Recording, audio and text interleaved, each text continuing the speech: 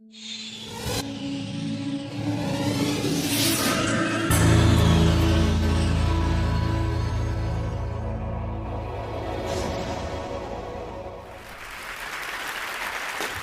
year, in American Studies, we have studied various groups of people and covered the struggles of them. But certain groups have not had the opportunity for their stories to have been told. Among them are soldiers. Although we study the wars they fought in, we do not study those who fought in them. Wars shaped America both economically and culturally, but usually we leave out how war affects us in one way, mentally. We owe it to the brave men and women who served our nation to share their stories and speak of the issues that they face today.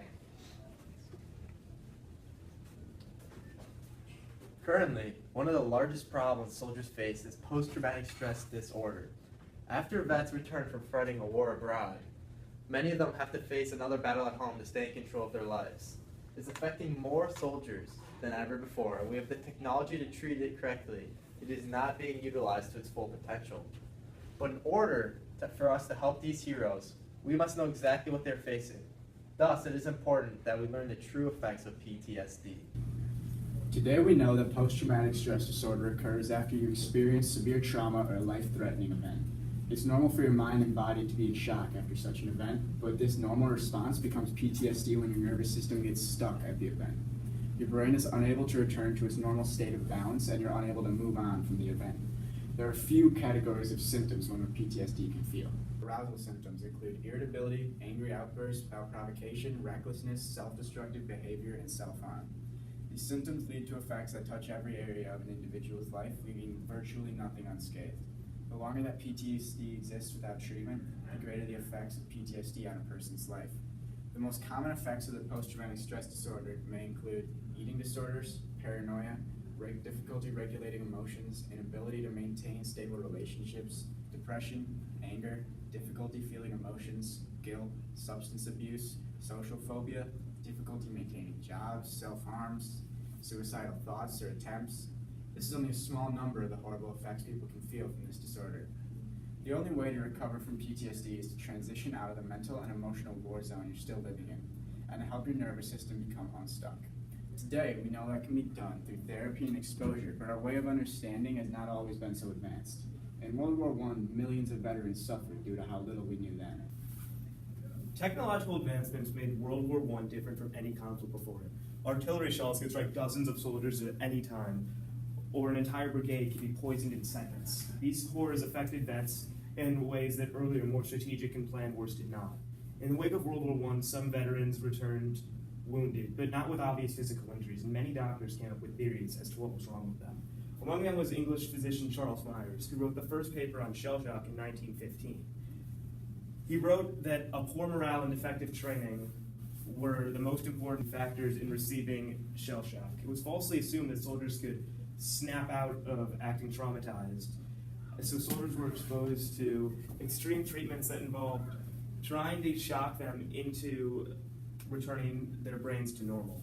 This all stemmed back from the theory that shell shock was a personal failure rather than an unavoidable condition that can develop. These groups of people and covered the struggles of them. But certain groups have not had the opportunity for their stories to have been told. Among them are soldiers. Although we study the wars they fought in, we do not study those who fought in them. Wars shaped America both economically and culturally, but usually we leave out how war affects us in one way, mentally. We owe it to the brave men and women who served our nation to share their stories and speak of the issues that they face today. Currently, one of the largest problems soldiers face is post-traumatic stress disorder. After vets return from fighting a war abroad, many of them have to face another battle at home to stay in control of their lives. It's affecting more soldiers than ever before, and we have the technology to treat it correctly. It is not being utilized to its full potential. But in order for us to help these heroes, we must know exactly what they're facing. Thus, it is important that we learn the true effects of PTSD. There, perfect. Okay, all right, that scene's done. I like how you crossed. Yeah.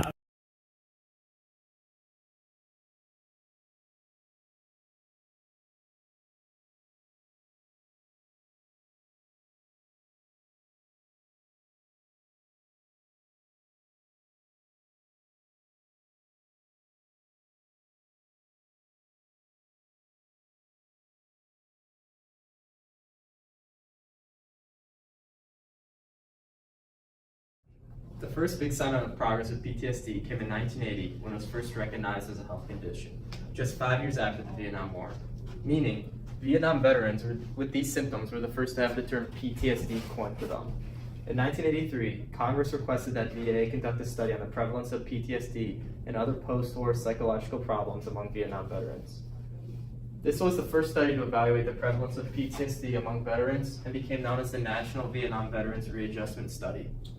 The NVVRS brought greater attention to the issue of PTSD, as it found that as many as 15% of Vietnam veterans had PTSD. Over 30% of study participants had reported effects that were classified as PTSD at some point during the 15 years since the war ended. There are more veterans being treated for PTSD from Vietnam than any other war. Treatments after the war was mainly therapy at the VA, but many veterans waited several years before they began therapy because many Americans did not support the war and troops faced backlash when they returned home. Some lied about their involvement in the war, and others thought they were strong enough to fight it alone. Many of these men began relying heavily on drugs, and some overdosed or even committed suicide. Among those who faced these problems is a veteran named Warren. When I came back, years and years I walked around. Don't know why I was having these dreams. Finding myself outside my house, in the yard, pouring down raining, like I'm still in the war. Sweating, clammy hands. I didn't know what it was. I got on drugs. I drunk myself a lot because I didn't want to go to sleep. Because the dreams would get worse and worse. And it took me a long while, to look for help.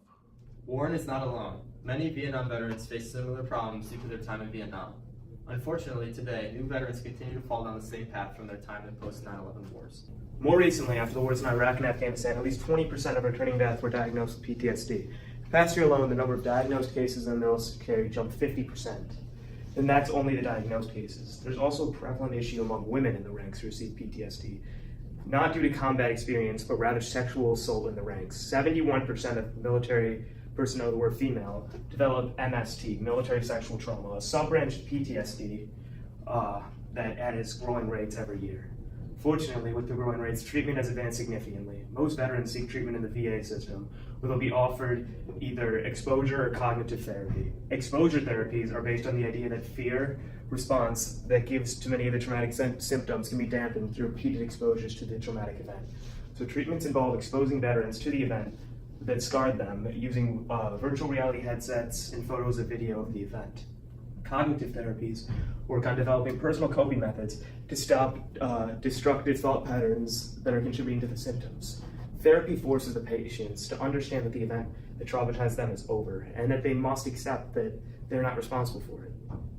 It's reported that 70% of those who have received these treatments have reported that their symptoms have been, quote, greatly improved.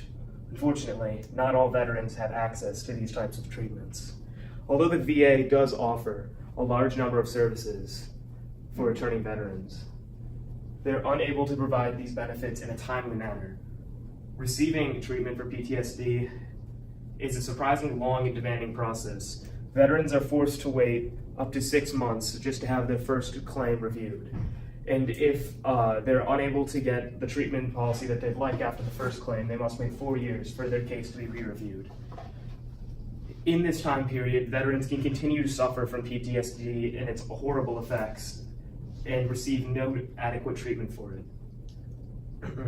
Some veterans may even resort to suicide before then because they aren't receiving care. Suicide within the veteran community is a very prevalent issue, and it is primarily caused by PTSD.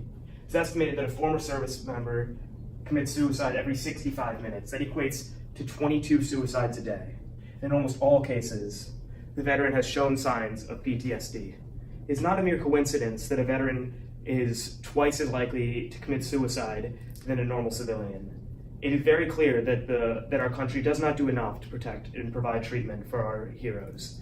Many lives could be saved if veterans received adequate and fast treatment for their symptoms. It must be recognized that the system must be fixed in order to protect those who protect us. Another factor that leads to more veteran suffering is that many veterans refuse mental health screenings and treatment when they return home. While mental health concerns are very common in soldiers, research indicates that only around 50% of soldiers seek treatment when they return home. A study was performed on soldiers who meet criteria for PTSD, and it found that the negative stigma associated with PTSD is the main reason soldiers end up not pursuing treatment. It also showed people associate the words dangerous, violent, or crazy with PTSD.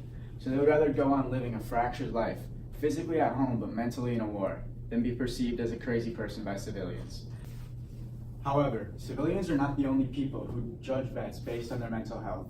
They also face judgment in the military itself. Many people in the military believe that those who have PTSD are not as strong as veterans who return from war unaffected.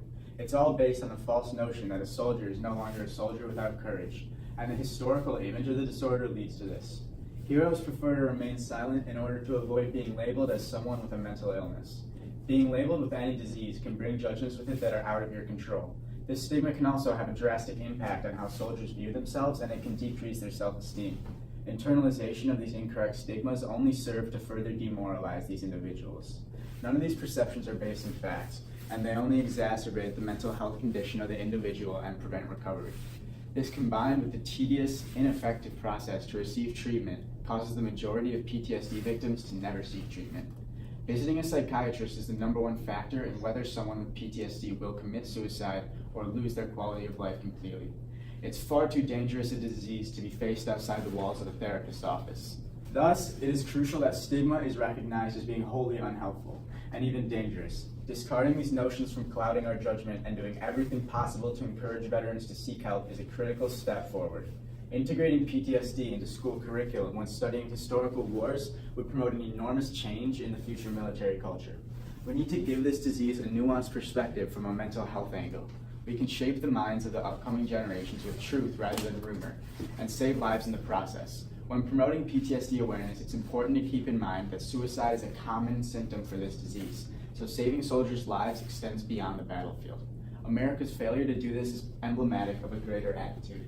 We often look at how war has the power to change the world, but the powers that shape global conflict are surprisingly human, and no human is any different than you or me. The American people and government had an obligation to support the needs of every single veteran during their transition into civilian life. We venerate our servicemen, but in the real world, they're tossed aside by their own government. What respecting the troops should really mean is providing them the necessary treatment to overcome the mental and physical trauma they experience defending our nation. Our policy must match our words on this issue because PTSD is a terrifying disease that can't be cured without professional help. So if our government is ready to send 18 and 19-year-olds to war, they better be ready to take care of them when they get back.